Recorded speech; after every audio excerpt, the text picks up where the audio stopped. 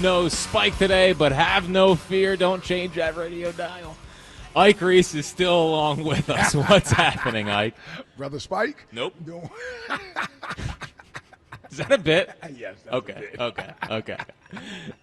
Do it one more time. Yes, Brother Spike. Come on, man. Yes.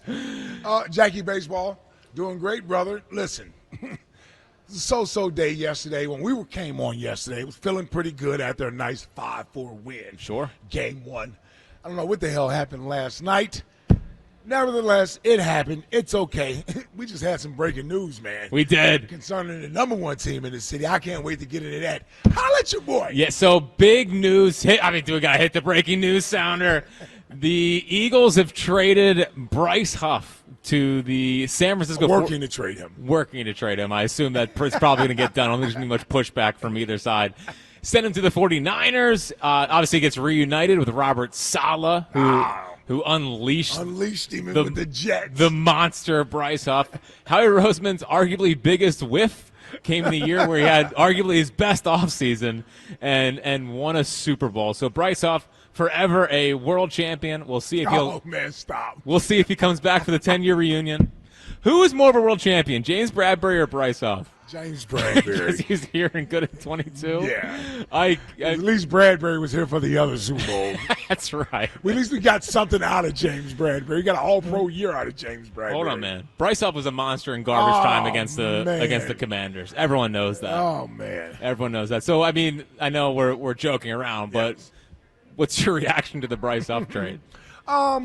Good move. I mean, listen, I'm shocked they found someone that'd be willing to give you anything for Bryce Huff, but if there was going to be anybody that could see the value in a Bryce Huff or potentially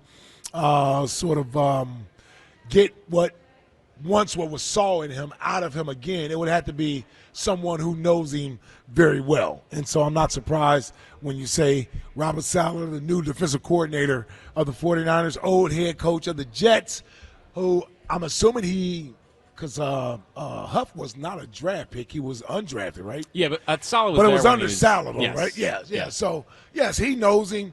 And what often happens when a guy who you don't expect a lot of almost exceeds that potential, meaning when he came out as an undrafted free agent, Robert Saleh probably has a connection to Bryce Huff. Right? Yeah. I discovered you, developed you. You know, I know what you have in you. So, yeah, they need help out there. So, I don't know what the compensation is exactly going to be, but I'll tell you this. This is addition by subtraction. It was time to move on from Bryce Huff. And it seemed like it was I thought he was going to be here for the year. Well, it was interesting because he was not at the first 2 days of OTAs. Right. The newspaper reporter said that they don't expect him to be part of their plans in 2025. That kind of felt like maybe heading towards a cut.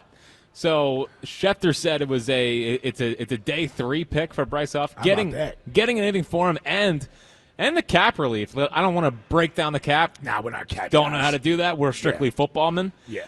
But Elliot at 3 o'clock, I'm sure he'll be able to help. He's all giddy about the cap situation. Yeah. He should be. He seems heartbroken that Bryce Huff isn't here anymore. I know. Bryce Huff, Devin White. What is that Vic Fangio? Does he even know what he's doing? Man, I tell you, for a guy who won Insider of the Year, he missed on some key things. If we want to recount his last year, horrible on the draft last year. Yep. Wanted a guard. Was anti-Vic Fangio. Stood with Devin White and Bryce Huff. Are you kidding me?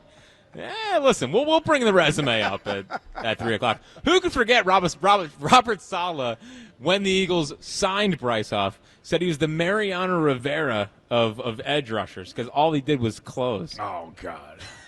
That's a tough one. Man, that's a tough one. That's a big take. That's a tough one. I'll tell you, if we hadn't won the Super Bowl, I'd be angrier about this whole thing with Bryce Huff, but I'm not. I'm relieved. I'm glad he's gone. Yeah, I'm relieved. I really am because, to have that on your roster, and they clearly felt like it was time to move on. That's what Howie's great at. Like when he makes a mistake, he gets his way out of it. I mean, he'll pay whatever to try to get rid of what he deems a bad deal, whatever. So real quick before we move on, the DN rotation now. I mean, it's Ojulari. It's Jalix Hunt. They're putting a lot of pressure on a year two breakout of Jalix Hunt. Yeah. Nolan Smith, obviously, you have to hope the last 8 games and the postseason is real. Josh Uche is going to be out there. I mean, he's going to be a part of the team now. I mean, they have some interesting ends, but I wouldn't say they have a plethora of ends. All right, man. We talked about their biggest weakness on the team. Yeah, it's on the defensive side of the ball because it's probably the biggest question marks. And I said secondary yesterday, but if I could have easily said defensive line, or if anyone had said, no, I think the defensive line is going to be more of an issue, I can understand that argument.